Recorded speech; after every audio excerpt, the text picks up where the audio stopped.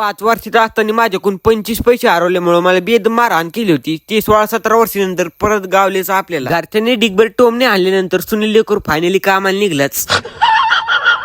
जाता जाता आणखीन एक काम करून घेऊ म्हणलं, मायनाला पण सोबत घेऊ, कारण डबल चक्कर होणार नाही पुन्हा. मायनाला इथं आल्यावर दिलं कपाशीमध्ये बांधून, चला म्हणलं आपल्या काम धंद्याला सुरुवात करू आता. 17 दिवस अगोदर ठेवले इथं धुडकं, फायनल सोबतीला घेतले. म्हणलं आता तू पण माझ्या सोबतीला बरं का, एक पार्ट आहे तेव्हा आज फायनल करायचं सकाळ सकाळी अर्ध्या घंट्यात. आपल्याला या गोष्टीतला लय अनुभव आलेला अगोदरच, कारण आधी 2 दिवस अगोदर आपण 4 पार्ट उठलेले, म्हणजे अनुभव बघू शकता किती तगड असं आपल्या. काम करता करताच आपल्यापाशी काळा कुठे एक पक्षी येऊन बसला. तो म्हणला क्या भाई क्या हालचाल आहे म्हणलं. हालचाल पूछू नको, हालचाल बेकार होऊन बसली म्हणलं. गावातल्या माकडांनी बदामाचा फार बदाम शेक करून ठेवलाय म्हणलं. बापोरे, चला होऊन जाऊ दे एक शायरी. तिच्या इंस्टाग्राम वरती मी माझा फोटो पाहिलाय, अजून एक तुरीचा पाटा गोळा करायचा राहिलाय.